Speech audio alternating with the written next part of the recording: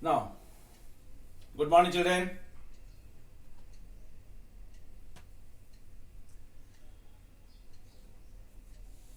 Welcome back to this physics class. We will start with a new chapter, gravitation. Gravitation means it is the force of attraction between any two material particle in the universe. Gravitation itself means attraction. And for specifically, if you want to define, it acts always between any two material particle. Material particle means any two masses in the universe.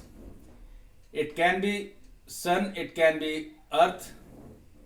Force of attraction between sun and earth is also gravitation. Force of attraction between any two planets is also attraction. Force of attraction between any two masses, say mass of yours and mass of earth, that is also gravitation.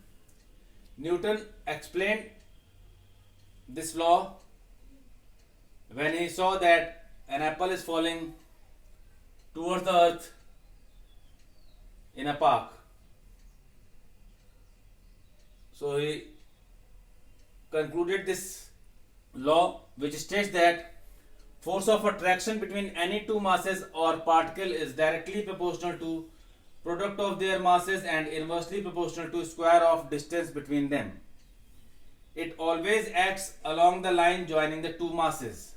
It always acts along the line joining the two masses. So here, if these are the two masses and the distances are, so according to the statement, force of attraction is directly proportional to product of their masses, inversely proportional to square of distance, which is also known as inverse square law, and always acts along the line joining the two masses. Joining the two masses. This is Newton's law of gravitation. So now combine them.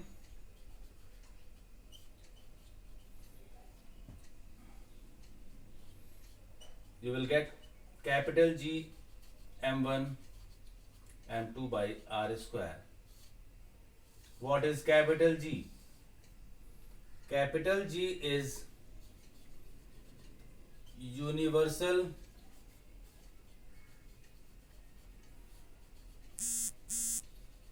gravitational constant. Throughout the universe, capital G will remain same. You all might be knowing what is the value of G. Capital G is having value 6.67 into 10 to the power minus 11 Newton meter square per kg square. So capital G is having this value, and you can see the unit of capital G. It is very small, so has negligible effect on the force. So force is independent of the medium. Gravitational force is independent of the medium, which implies that gravitational force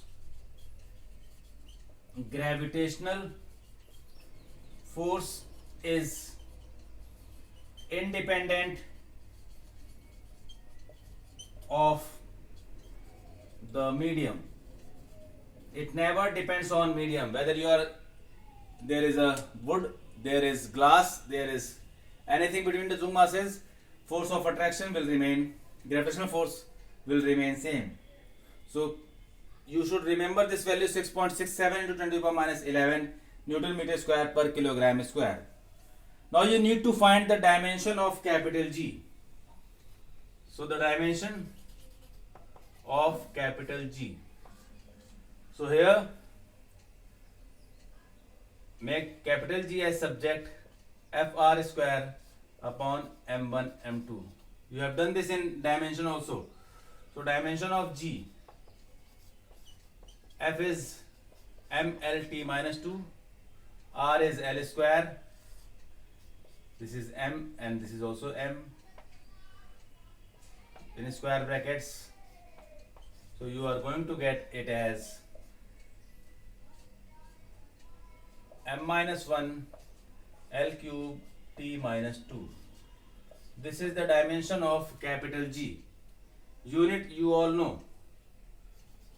Unit of G, Newton meter square per kg square. So this is universal gravitational constant. Be careful that this gravitational force always acts between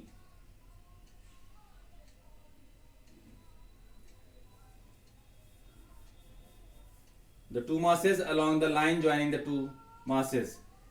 Why capital G is universal gravitational constant? Because it is same everywhere.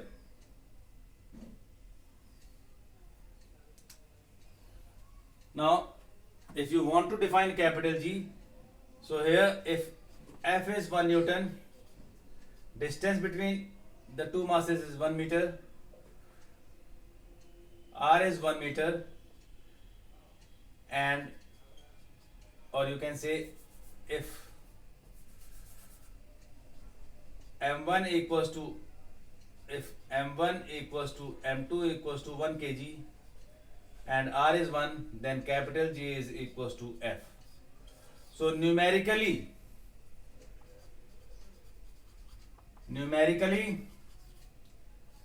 universal gravitational constant is equals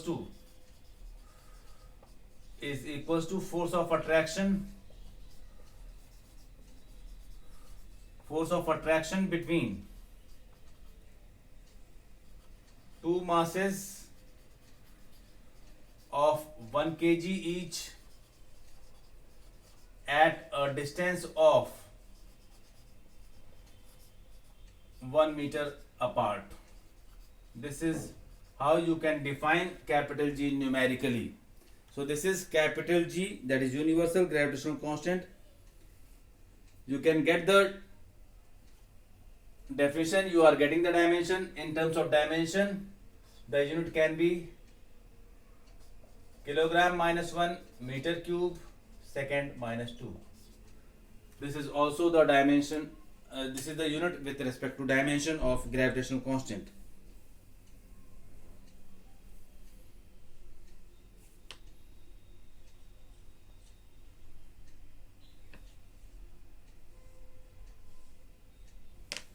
This Newton's law of gravitation is applicable to every object, every particle in the universe.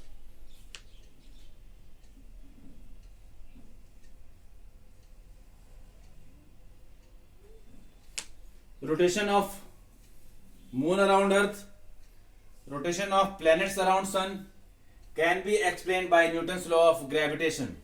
So this is the physical significance of gravitation. It also supports law of gravitation. If you think that moon is revolving around earth, why? That is because of force of gravitation between moon and earth. Earth is revolving around sun, because that is because of gravitational force acting between sun and earth.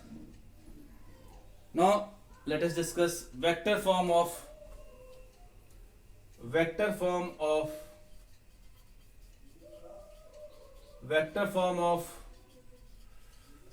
Newton's law of gravitation. Vector form of Newton's law of gravitation. Vector means it has direction. So if m1 is here,